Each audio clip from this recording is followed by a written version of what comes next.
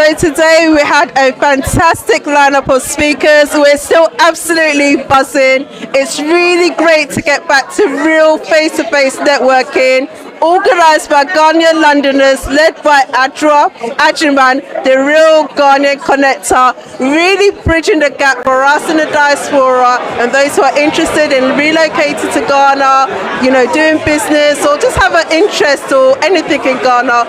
There's a room full of different types of people here who really get to know each other and really giving people the opportunity to, network and hear more about. My name is Princess. I am a dancer. So dance is definitely my first and main passion, and on top of that I'm also a trader as well.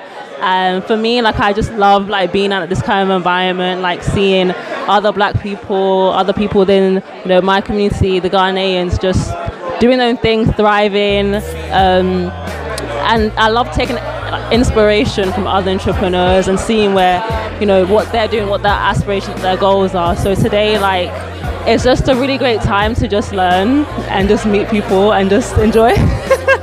I would love for myself to even build a business, take it to Ghana through dance, and I feel as though when you're someone that has your own kind of ambitions and goals, it's important to connect with other people who are on that same kind of wavelength and can encourage you, so putting yourself in that space, getting out there, speaking to people, speaking your vision, living life, and just meeting lovely people. So that's why I'm here today. You really have to understand how things are done there. If you bring this is how we do it in UK. What's your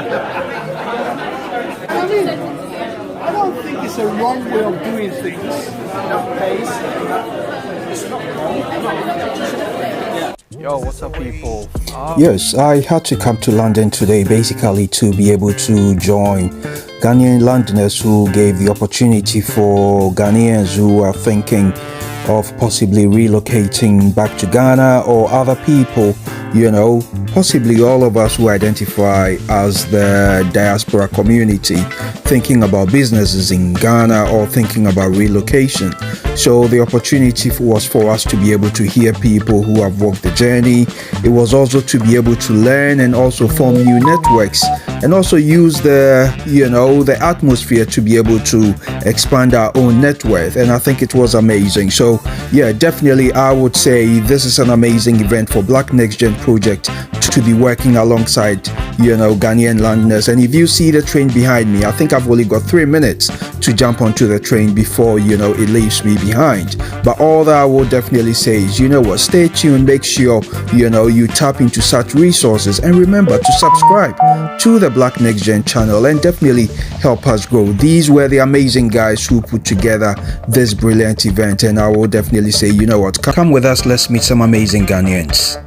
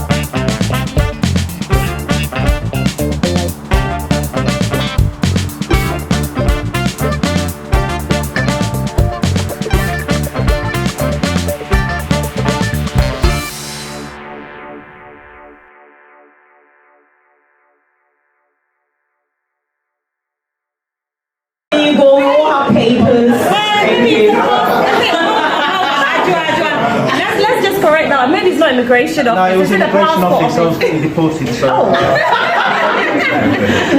Thank you so much for coming.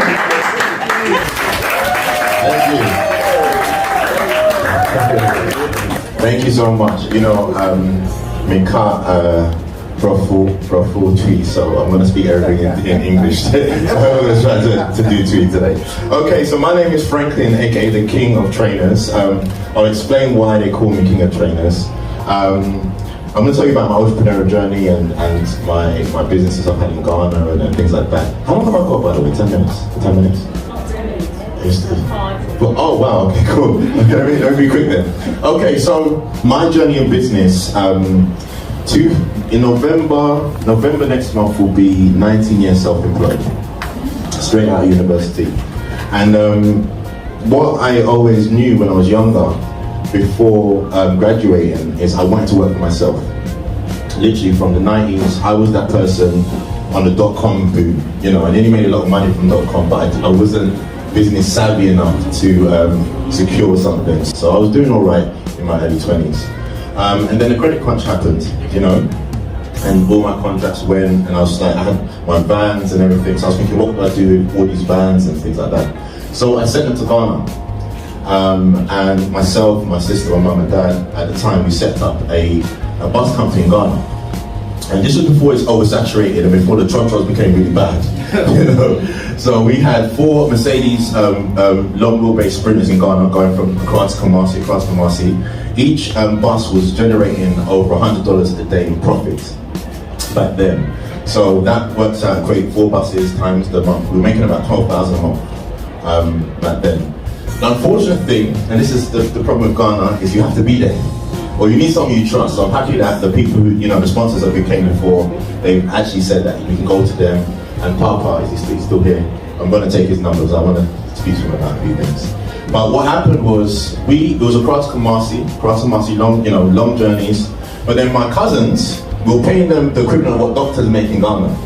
They tried to dupe us. So my uncle, my uncle lived in Dome in Accra, and he would take the buses at night and hold the buses. Then what my cousins would do, because they know that they can say, they go to Kumasi and say, oh no, we are waiting overnight, you know, to come back in the morning. What happened is one of my aunties phoned my mum and said, oh, well done, yeah, you set up a Kumasi route, because our buses were very unique. This was before it was oversaturated. Our buses were called Causeway, had a very unique colour and things like that. So my mum was like, oh, we haven't got a Kumasi route, it's just Accra to Kumasi. What my cousins were doing, they were doing a Kumasi nighttime route and taking the money at night, you know, and not giving us the money, which caused the buses, unfortunately, to fail and break down. So that business kind of fell down, and then, you know, we lost a lot of money there. But in the process of that, we managed to build our houses. So we have 3 houses in Ghana, and then we set up a generator rental company and a few other things. But then during that time when it was going through a bad time, I was losing my contracts, and I nearly lost all my properties. So I actually went back and I looked at what I loved the most, and that was like things like networking, social media and things like that. So I set up my own social network called Fabs Network. By doing so, I had a website, it was like Facebook. I had 5,000 members, 1 million a month, and I was doing okay. And by doing that, I was teaching people about social media and how I promote my website, and doing seminars and things like that. When I had that, I had a forum on the King of Trainers forum, and then my friend said on Twitter, Nike told us to do it, and that's one plus one nothing. Why did they supposed to speak to the King of Trainers? That's when we went through our dispute. I won't say quite a long thing, so I won't talk about that whole thing now. But put it this way, I won. By winning, I jumped onto Instagram pretty early, and I started to be the #1 individual news platform in the UK.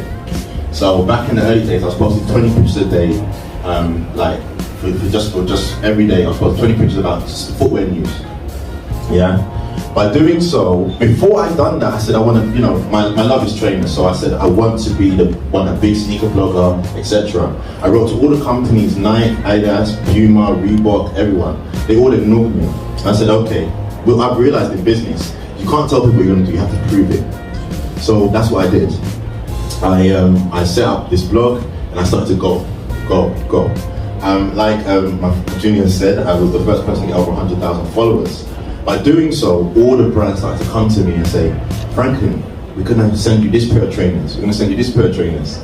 And at first, I'll be honest, I didn't even do it for that. I just done it to show people that I'm able to kind of create this thing that I'm trying to create and become a personality.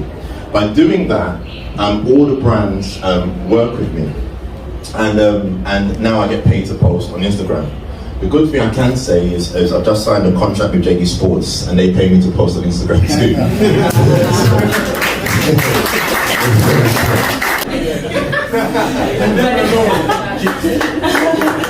But yeah, I appreciate you being here. Maybe this is a community person. She's been doing it for so many years, over 20 years, connecting Ghanaians in various things that she's involved in. So thank you so much for gracing this evening. It's lovely to see you. We're going to move on and have our sponsors. We've got some sponsors. The sponsors are going to just give us a quick info about them. Under 3 minutes, no more. I'm warning, because I know those that talk quite a bit. So, and he happens to be my friend. So, let me call on my first sponsor. Let's receive a message from OA Pay in the person of Musa. Come on, Musa.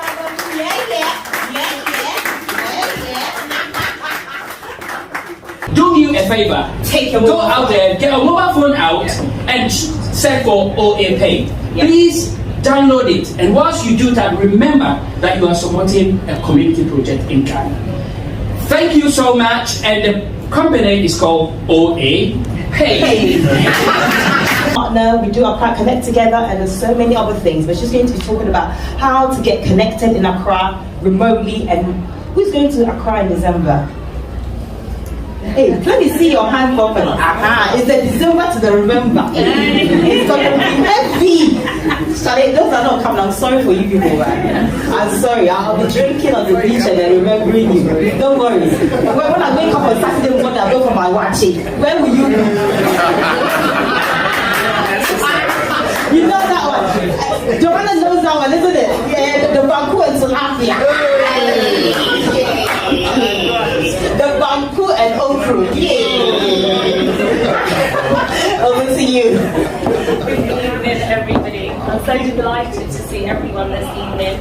Adra and I do Accra Connect. It came out of the need to have a soft landing in Accra when you got there. Myself, I grew up in London. I didn't go to the local schools. And going to Ghana, I historically followed Aquaba UK. I was about the party life.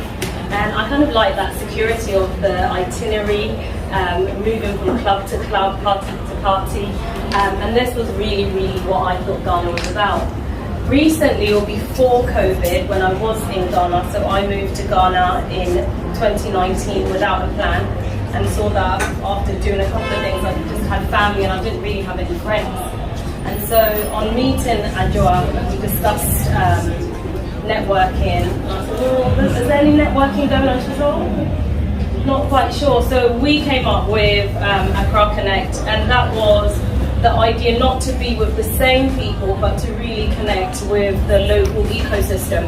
Last event that we had was over 200 people, so I think we sold out. Last year, December, we were at full capacity, was not in a bigger space than this, and we just couldn't believe the demand for people. And so my message to you tonight is, if you're going to Ghana, if you're a bit like me and you want the party life, do that. But if you're really wanting that longevity, you ought to look at ways to connect with people. LinkedIn is your friend, Facebook is your friend. And really know that there are more than the diaspora options, getting close to the locals and also going at your pace. A lot of times people want to live the Mayfair lifestyle and then they find out they run out of money very quickly, or the idea is just not mapping and they're like, oh, how are people surviving here? I stayed in Ghana 3.5 years. I've just come back in 2022. And I think you can have it all. You need a little bit of a plan, and it's really, really good if you can integrate with the locals as well, and just to really get that maths working and making that pound stretch a bit more whilst you're there. But if you're going, we are looking to have various Accra Connects. It's there to help you for business ideas. If you've just got an idea, if you've got a business, you can sell it to people in the room. You can also just say, look, I'm just here, I want to meet people, I want to make some friends. So that's there for you. So you can find us on our social media handles. It's Accra Connect with a K. We've got a few videos on there. We've got loads of photos on there. So I'd love to talk to people who are going to Ghana this December, just to hear your ideas, share my good, the bad and the exciting, and kind of the local places to enjoy a good banquet and to laugh. I'm more about the Christmas stew. No, but living room, isn't it? So I like to be, in the corners as well, and you know, the ghettos are also good sometimes. But I think if you're going, there's this expectation that, you know, you're going to be having a good time, and sometimes you're not having a good time. There's days when it rains and you're not sure what to do. But I think the real key for me is really getting connected. I can't stress enough how having a structure makes a difference, connecting with people, having a purpose or a storyline, and being really consistent with that. I suppose sometimes when people say consistency, people want to know what you stand for, what is your product, or what you're wanting to do. And I think in Accra, people genuinely want to help, and they want to benefit from that help. So they want to help you, and they want to benefit from that help as well. So if you've got that open mind, I think you can go places. So check us out. Well, our handle is Accra Connect with a K, and I'm so happy to talk to whoever has questions this evening. So yeah, that's it for this evening.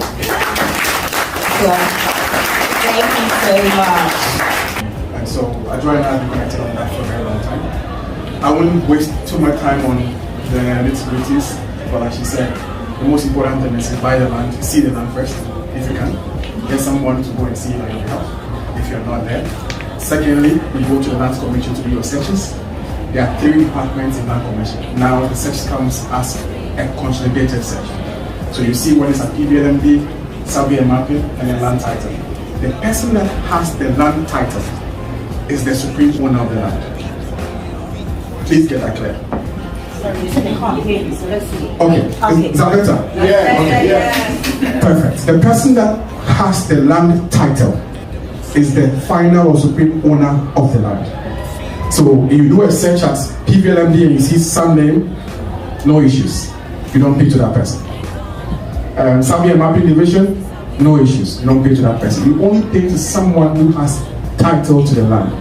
Now, there are ways some of us developers would start selling the land even before you get land title. So we prop the land at the PVLMD and survey. But if you run the search at land title, it's free. That means that it's not done with the land title. But if you don't check land title and you pay to me, and you find somebody else has title, you've lost your land. It's that simple. So the courts are only looking for those who have supreme title. And the title certificate, if you've not seen one before, when you're stepping out, you're free, I'll show you one on my phone. It has something with a ribbon on it, you know, that has land title on it. Now, it's a PNDC law era that brought that in. JJ was trying to get people to avoid selling land twice. The chiefs were selling land 2, 3, 4, 5 times, and he wanted to, stop that. So he brought the land title registry in. There's been some challenges, in and out, and I think that we are getting there. World Bank gives some money. We've done land administration project lab 1, lab 2, lab 3. Is ongoing, and now you can do your land searches even digital without even going to the Land Commission. There's a place called CSAU, Client Service, unit, and you can just send your site plan to them, and they'll run a title, the search, and send it to you. So things are, like Papa said, things are going digital these times. Now, away from that, you buy the land. You have indenture, you go and put it under your bed, you've lost your land. Because getting the indenture, no matter the issues, like buying a car, you can't just drive the car without change of ownership or change of documentation. If the police stops you and you want to show your papers, there's not your name on it. So if the same as buying land, you buy the land, get the same land commission, and change the land's name into your name, or the person you bought it from into your name now. But the good part of it is that if you're traveling, they'll ask you for documentation. You add it to your documentation, and it shows that you have some roots or you have some connect with your hometown or whichever. People who go for reside, I tell them, get land title and add it to your documents. You will not go wrong. It tells the people that at least you own something in Ghana. And I say, if you are going to UK, you come back. That's the idea. Then when you are done with this whole land title stuff, I say, don't leave the land bare. Because you see, even people who have done walls, somebody jumps into the wall and building a wall. So in between 5 years, if you can, put something together and start a foundation that holds the land. Any reasonable person that goes there knows that there's something going on here. But if you leave the lands, I've seen walls that have been done, plastered, put a gate. You're joking. You've not seen some of us who will jump into the wall. So those are some of the things that I'll make it clear to people. The good part is I do help me register a company in UK now. I'm here for law school for 2 years. So I'll be here, for a while. And my company runs in Ghana. It runs without me. We do two things: brokerage and then development. I was just checking my phone last time, and I just got an email from the municipal assembly in Dodowa. We bought a 500 acre there. They just sent us a layout, so it means that it's approved. Where you have shops, you have clinic, you have police station, and I'm excited because at least now there's money coming. So that's the kind of things we do.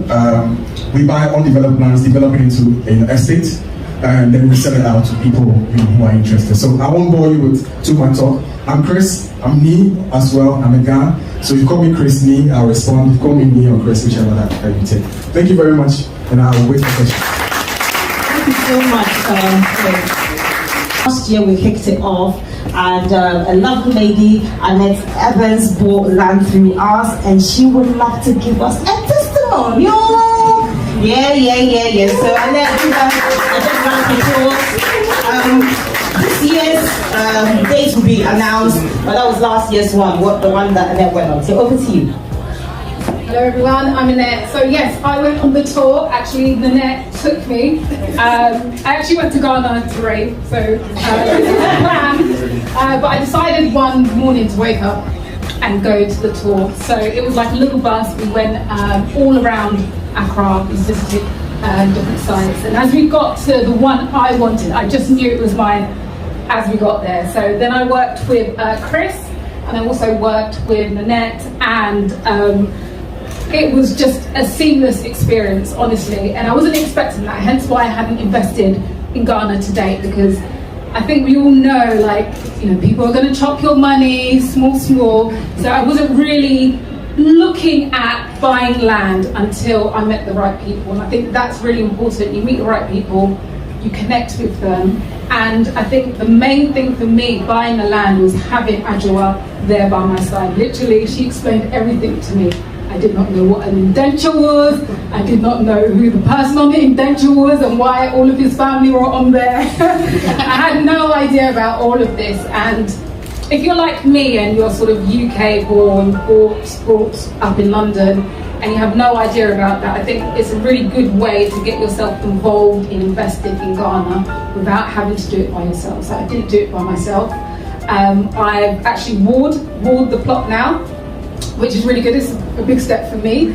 I've used quite a good company called Mock Living, so if anyone wants to talk about, actually starting the build and, walling the plot, please have a word with me. But it was an amazing experience, and just to say thank you to Adjoa, Nanette and Chris for all of your help. Honestly, if I had done it now, the way the city is, I'd be angry. Thank you very much. Thank you so much. That was lovely. So, of course, if you want to, we're here. Myself, Nanette, Chris, and then, of course, Annette as well can tell you her experience from a customer perspective. We give advice for free to a limit. If we see that you are not buying, we tell you, please come and pay us consultants, But also to say that if you find a land somewhere and you want us to do the search and everything, we can do it for you. So you don't have to buy from us, but if you find a land somewhere, say, oh, John, listen, go and check out this and make sure the land is good. We'll do that for you with our survey and everything. So make sure. Fantastic. And then I read, because we asked, you know, what do you want to get out of this event and what your expectation? I know some of you saw your book, 10 practical ways to relocate to the motherland. And why did I do it? Because I did my relocation about 10 years ago. 10 years I was sitting here thinking, you know what? London is not happening, man. I think it must be like a recession. I'm like, you know what? I'm fed up. I'm going. And it literally like took me about 3 days to kind of just pack up and go. But whenever I say that, you have to pause and listen to how that came about. It was a long preparation for me to get to that 3 days. So that long preparation meant that I kept going, I kept connecting. My sister Thelma here, we did some voluntary work in Ghana where we were business advisors for small businesses. So I kept going, kept building my contact. I went out there, did an internship. So all my knowledge of how you can possibly move to Ghana is in this book, offering you 10 practical ways of how you can start small and then eventually move when you are ready. So okay, hi guys, my name is Carlos, and I'm here today at the Ghanaian networking event, GH Londoners. I was actually invited to this event today by a fellow Ghanaian brother by the name of Julian, and I reached out to him and I said to him, you know, I want to broaden my horizon. Originally, I come from a background in fitness, personal training, and what I want to do now is broaden my horizon. So, you know, I reached out to, as I said, Julian, and he said to me, you know, we've got this networking event going on, and it'd be great for you to come along to that event, because one of the things I wanted to broaden my horizon to do was actually in property. And being a new investor in property, he said to me, come and find out what we've got to offer. We're going to be doing, giving knowledge about property in Ghana, payment schemes, and just find out new knowledge, network with like-minded individuals that can, you know, give you more in-depth information, you know. Even when I was filling out the form today, one of the things they said to me is, what do you want to gain from this experience? And, you know, I want to get to know UK landlords, Ghanaian landlords, developers from UK and Ghana, and just kind of see what experiences they can tell me, and you know, maybe we can collaborate in the near future. But then one thing I can say, if there's something you want to do, then you need to take that step forward. And I guess today is my first step, taking that step forward to finding out more about what I want to broaden my horizons in. But in the meantime, as I said, this is all new to me, so I'm going to find out what GH Londoners can offer me. It's been nice speaking to you, and it's been a pleasure doing this interview. Yeah, we're going to go straight into having our guest of honor come up to say a few words. But before I say that, before he comes up, Papa Bartels is very supportive of what we do. You can do better. Keep it happening. Thank you very much, I'm really excited about the program, but tonight is very exciting because I can see a very good admix of faces, professions, and everything. And that's good. I think you need to clap for yourself. Whilst you're doing that, you're supporting Nigeria. I particularly am excited because of what she's doing. Ghanaians in the diaspora for a very long time have not had or are not really connecting that much. And Ajua here has become the catalyst, like driving that reaction, driving that movement. And I think it's a very good thing. I urge that you go into Europe, you go into other places and do the same. Ghana, these are smallholder farmers, and our mission is simple. We simply want to close the gap when it comes to food security across sub-Saharan Africa. Right, so we are leveraging smallholder farmers to be able to do that. And you can invest with as little as, 200 Ghana cedis, with a plot where we can actually plant seeds on your behalf, and you can generate the returns over a period of time. Now my time is short, I'm not going to spend too much dwell into it, but feel free to reach out to me, check out our website, growforme.com. Thank you so much for the opportunity, actually. I think that, you can see the vibe in the room, like there's so much energy, and people have connected on so many different levels, professionally, business, and even, gone on to form friendships. So I think that there's so much that can be achieved, from, the kind of people that were in this room this evening. So, Move to Ghana, 10 practical ways to relocate to the motherland. You can find it on Amazon. It's easy on Amazon. You can get it in e-copy or the hard copy, so it's available. Please follow us, GH Londoners. We're on Instagram, we're on Facebook, we're on Twitter. Get in touch, check out our website. We're recently launching our membership as well. Come and join the great community, and we look forward to hearing from you. As Atra says, a fantastic opportunity. Look out for our future events. We've got Accra Connect in December. We've got social events for the World Cup. Lots of events next year. So follow our social media handles, GH Londoners. We look forward to seeing you all. Thank you. Hey, la, la.